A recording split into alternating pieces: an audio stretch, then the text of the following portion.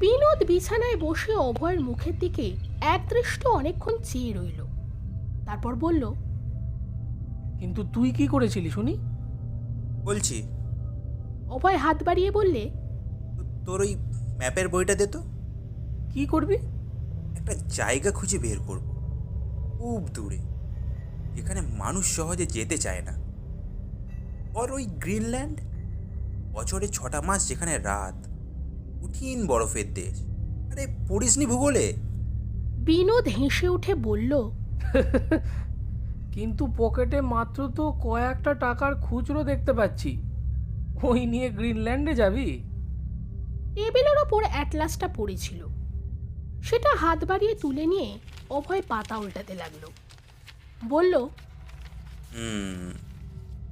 এমন জায়গায় যাব যেখানে যেতে ভাড়া লাগে না,